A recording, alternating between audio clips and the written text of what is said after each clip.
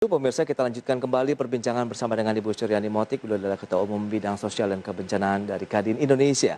Ya, Bu Yani, kali ini kita akan bahas dari sisi bantuan yang dibutuhkan untuk pelaku usaha menengah dan besarnya. Nah, kalau kita bicara dari skala prioritas juga, Anda melihat lebih kepada fokus ke UMKM-nya dulu atau juga bisa paralel nih untuk perusahaan-perusahaan menengah besar? Karena kalau tadi data yang sudah disampaikan, kebutuhannya memang agak berbeda. Kalau misalnya di UMKM yang pertama tadi bantuan modal yang paling utama, kemudian untuk usaha menengah besarnya justru adalah keringanan tagihan listrik di posisi pertama atau sekitar 43,53%. Tanggapan Anda? Ya, saya kira kita bisa paralel dua-duanya karena kebutuhannya berbeda. Oke. Gitu. Nah, kalau yang pertama UMKM itu modal usaha. Modal usaha kan sudah digelontorkan oleh pemerintah. Yes. Gitu. Nah, mungkin perlu diperpanjang lagi dan jumlahnya ditambah kalau pemerintah bisa saving di beberapa sektor yang lain yang tidak perlu. Baik. Nah, kemudian kalau yang besar listrik ini kan berarti penundaan pemasukan dari pemerintah kan, gitu. Pemerintah tidak keluar uang, hanya penundaan pemasukan saja, dan ini perlu dilakukan gitu. Kalau tidak, nanti dunia usaha juga kan tidak bisa jalan lagi.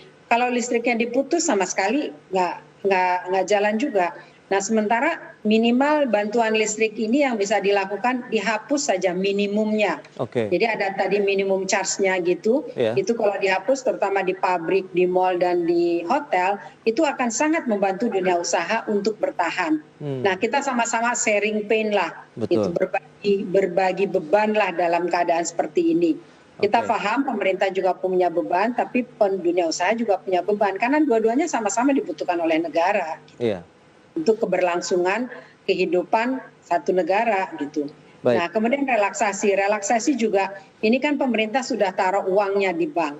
Nah, karena memang sifatnya pinjaman gitu, ini yang dibutuhkan. Relaksasi memang kemarin sudah dilakukan, tapi kan 1 tahun kita nggak, pada saat itu juga pemerintah ada yang 6 bulan bahkan.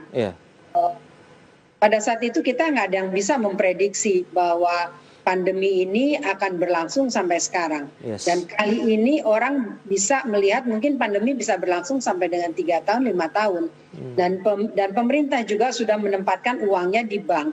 Jadi saya kira kalau relaksasi banknya perlu diselamatkan, tapi nasabahnya juga perlu diselamatkan gitu. Nah, kita lihat ada beberapa bank misalnya tahun 2020 membukukan tantiem gitu yang cukup besar, keuntungan yang cukup besar. Ini kan ironis gitu. Nah, sementara dunia usahanya jarang sekali, hampir tidak ada kecuali di sektor tertentu ya, sektor pertambangan dan balik lagi sama yang sifatnya IT. Tapi itu sedikit sekali gitu. Nah, ini yang saya kira bisa dibalancing. Pemerintah bisa ajak bicara pelaku bank, saya taruh uang Anda, uang kami di bank. Itu kita minta tolong supaya dunia usahanya ini bertahan. Dan ini juga dilakukan bukan hanya Indonesia, Amerika yang sangat bebas saja, market freedom, kali ini intervensi negara masuk. Karena tanpa intervensi itu yang namanya kapitalis dan segala macam teorinya udah nggak berlaku. Ini pada saat begini untuk bisa bertahan, negara tuh perlu intervensi, jadi perlu campur tangan pemerintah terhadap dunia usaha. Nah, campur tangannya apa? Ini sesuai dengan kebutuhan.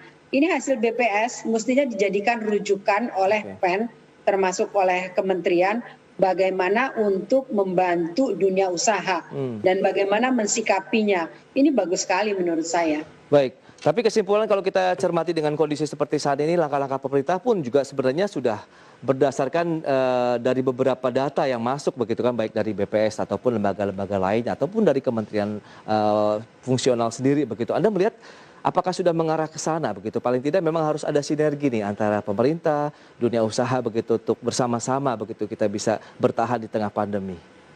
Ya, saya lihat memang persoalan di Republik ini koordinasi itu sesuatu yang sangat luxurious gitu loh.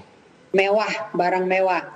Nah, koordinasi antara satu kementerian dengan kementerian lain, juga dengan dunia usaha, ini perlu ditingkatkan. Bukan tidak ada, sudah, tapi perlu ditingkatkan lagi. Terutama dalam penanganan pandeminya, karena kunci utamanya adalah di pandeminya. Di COVID-nya.